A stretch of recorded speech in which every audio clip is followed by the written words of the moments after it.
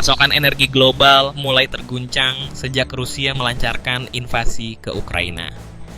Kedua negara saling membalas serangan dengan menargetkan fasilitas energi lawan, membuat harga energi dunia berayun tak menentu. Kini situasinya kian genting, karena sumber dan jalur distribusi energi dunia semakin menyempit. Seiring pecahnya konflik antara Amerika Serikat, Israel, dan Iran, Selat Hormuz, jalur vital bagi kapal-kapal energi, ikut terhambat. Bahkan Iran melancarkan serangan ke fasilitas energi negara-negara Teluk sebagai respon atas kehadiran militer AS di Timur Tengah. Dan belakangan ini, sejumlah negara yang sebelumnya berada di luar peta konflik justru mengalami insiden misterius berupa kebakaran di fasilitas energinya. Pertanyaannya, apakah semua ini sekadar kebetulan atau bagian dari skenario yang telah dirancang? Jika dulu target utama dalam konflik berfokus pada pangkalan militer, kota besar, atau pusat pemerintahan, kini arah itu mulai berubah. Fasilitas energi ikut naik menjadi sasaran strategis yang tak kalah krusial. Saat kilang minyak dihantam, pipa gas diputus, atau depo penyimpanan dan pelabuhan ekspor terganggu, dampaknya bukan sekadar kerusakan fisik, tetapi juga menghantam logistik, mengguncang ekonomi, hingga melumpuhkan operasi militer. Energi adalah fondasi. Tanpa bahan bakar, mesin perang tak akan pernah bergerak. Konflik Rusia dan Ukraina menjadi gambaran nyata bagaimana perang energi dijalankan.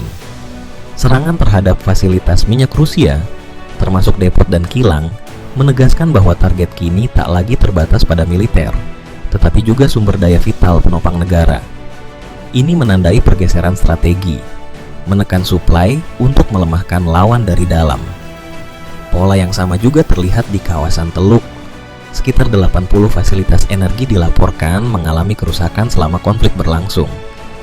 Ketika ladang minyak, kilang, dan terminal ekspor terganggu, dampaknya langsung menjalar luas. Produksi merosot, pasar global bereaksi, harga melonjak, distribusi tersendat, dan ketidakpastian pun semakin membesar. Selain itu, jalur distribusi energi kini menjadi titik paling sensitif. Selat Hormuz adalah contoh paling nyata, karena sebagian besar minyak dunia melintasi jalur ini. Bahkan hanya dengan meningkatnya ketegangan antara Amerika Serikat dan Iran, pasar global sudah langsung bergejolak. Kini sorotan mulai bergeser ke Selat Malaka. Jalur ini sangat krusial, terutama bagi Cina, karena sekitar 70-80% impor minyaknya melewati kawasan tersebut. Dari sinilah spekulasi geopolitik menguat. Jika jalur ini terganggu atau berada di bawah tekanan, dampaknya bisa langsung mengguncang ketahanan energi Cina. Bahkan Amerika disebut melihat Selat Malaka sebagai titik tekan strategis terhadap Cina. Jika benar demikian, maka apa yang kita lihat saat ini bukan sekadar rangkaian insiden, melainkan potongan dari skenario yang jauh lebih besar. Jika rangkaian insiden ini dilihat sekilas, semuanya tampak berdiri sendiri. Namun saat disusun menjadi satu kesatuan, pola keterkaitannya mulai terlihat. Pada 16 April 2026, pipa gas di Haripur, Pakistan meledak. Di hari yang sama, kilang Geelong di Australia, salah satu dari hanya 2 yang masih beroperasi, terbakar hebat, langsung memangkas kapasitas produksi bahan bakar di tengah situasi global yang sudah memanas. Di India, kilang minyak raksasa di Rajasthan justru dilanda kebakaran besar. Pada waktu yang hampir bersamaan, Meksiko juga melaporkan insiden serupa di kilang Dos Bocas. Myanmar pun tak luput dari rangkaian ini. Lebih dari 10 truk tangki bahan bakar hangus setelah ledakan besar di sebuah pelabuhan di wilayah Sagaing. Daftar insiden ini terus bertambah. Di Bukares, Rumania, sebuah pembangkit listrik mengalami ledakan transformator besar dengan puluhan ton minyak di lokasi, memperpanjang deretan gangguan sektor energi dalam waktu yang begitu singkat.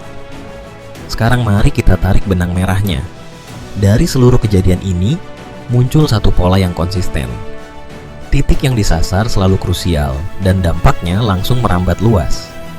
Pipa gas yang meledak memutus suplai, kilang yang terbakar menekan produksi, depot yang diserang mengganggu distribusi, sementara pembangkit listrik yang rusak menghantam pasokan di hilir. Dari sini, Pertanyaan itu semakin menguat. Jika pola ini terus berulang, apakah fasilitas energi kini telah berubah menjadi target utama? Kini kita sampai pada pertanyaan paling krusial. Apa sebenarnya yang memicu semua ini? Setidaknya ada dua kemungkinan utama. Yang pertama adalah faktor kecelakaan.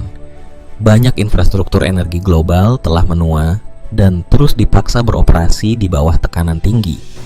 Kilang, jaringan pipa gas, hingga pembangkit listrik kerap dipacu mendekati batas kapasitas demi memenuhi permintaan yang terus meningkat.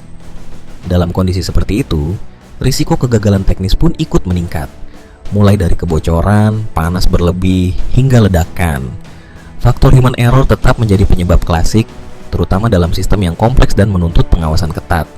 Ditambah lagi dengan cuaca ekstrem seperti gelombang panas, badai, atau banjir, yang dapat mempercepat kerusakan dan memicu insiden tak terduga. Namun di sisi lain, ada kemungkinan yang jauh lebih sensitif, sabotase. Dalam lanskap geopolitik yang memanas, infrastruktur energi menjadi target yang sangat efektif. Serangan tidak selalu tampak terang-terangan, bisa dilakukan melalui drone, serangan siber, atau operasi tersembunyi yang sulit dilacak. Meski metodenya berbeda, dampaknya tetap sama. Terganggunya suplai dan meningkatnya tekanan ekonomi. Meluasnya konflik global turut memperbesar dorongan untuk menggunakan pendekatan ini. Mengganggu sektor energi lawan berarti melemahkan banyak aspek sekaligus, tanpa harus terlibat langsung di medan tempur. Meski demikian, penting untuk tidak tergesa-gesa menarik satu kesimpulan.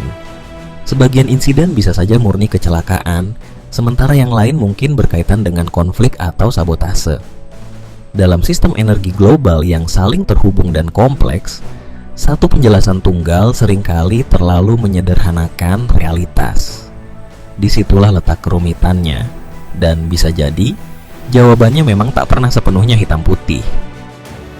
Satu hal yang pasti, dampaknya mulai terasa dan skalanya jauh dari kecil. Gangguan pada rantai pasok menjadi efek paling nyata. Ketika aliran energi dari Asia Tengah tersendat, dampaknya langsung merambat hingga Eropa. Rusia, misalnya, sempat menghentikan sementara pengiriman minyak Kazakhstan ke Jerman melalui pipa Druzhba sejak Mei, sebuah langkah yang segera memicu kecemasan pasar sekaligus memperketat pasokan. Responnya pun berlangsung cepat. Harga energi melonjak, pasar menjadi semakin rapuh, dan sektor industri mulai merasakan tekanan. Di dunia penerbangan, Lufthansa memangkas sekitar 20.000 penerbangan jarak pendek karena lonjakan biaya bahan bakar membuat banyak rute tak lagi menguntungkan. Maskapai lain seperti Air France, KLM, dan Delta Airlines juga mengambil langkah serupa, mengurangi frekuensi penerbangan sekaligus menaikkan harga tiket. Lonjakan ini jelas bukan tanpa sebab. Ketegangan antara Amerika Serikat, Israel, dan Iran ikut mengganggu produksi serta distribusi energi di kawasan Timur Tengah. Lebih dari itu, situasi ini membuka risiko yang jauh lebih luas. Bayang-bayang resesi global. Harga energi yang tinggi mendorong inflasi, menekan daya beli masyarakat, dan meningkatkan biaya produksi. Perusahaan mulai menahan ekspansi, sementara konsumen mengerem pengeluaran. Jika tekanan ini terus berlanjut, perlambatan ekonomi global secara serentak menjadi skenario yang semakin sulit dihindari. Di titik ini, muncul pertanyaan paling sensitif. Ketika stabilitas global mulai terguncang, siapa yang sebenarnya diuntungkan? Jawabannya tidak pernah sesederhana hitam dan putih. Yang tampak saat ini, dunia mulai memperlihatkan tanda-tanda gangguan yang nyata. Rangkaian kebakaran dan ledakan di berbagai fasilitas energi, mulai dari kilang, jaringan pipa, hingga depot penyimpanan, bukan hanya merusak infrastruktur, tetapi juga menggoyahkan kepercayaan terhadap keamanan pasokan energi global. Harga merangkak naik, distribusi tersendat, dan ketidakpastian perlahan menjalar ke berbagai sektor ekonomi. Ketika titik-titik krusial ini terganggu dalam waktu yang nyaris bersamaan, dunia tidak hanya menghadapi potensi krisis energi, tetapi juga tekanan geopolitik yang kian meningkat. Negara-negara pengimpor menjadi semakin rentan, sementara negara produsen berada di posisi yang dilematis, antara menjaga stabilitas atau memanfaatkan situasi. Pasar pun bereaksi cepat, bahkan sebelum dampak fisik benar-benar terasa, respon sudah lebih dulu muncul. Dalam banyak kasus, rasa takut bergerak lebih cepat daripada kenyataan. Di tengah kondisi seperti ini, pertanyaan yang lebih besar pun muncul. Siapa yang sebenarnya diuntungkan? Apakah negara dengan cadangan energi melimpah? Mereka yang mampu mengalihkan jalur distribusi? Atau justru aktor yang bermain di balik ketidakpastian? Jawabannya tidak pernah tunggal. Namun satu hal menjadi semakin jelas, setiap gangguan pada sektor energi akan langsung menggeser keseimbangan kekuatan global. Dan dalam situasi penuh ketidakpastian seperti ini, selalu ada pihak yang bersiap memanfaatkan celah untuk meraih keuntungan.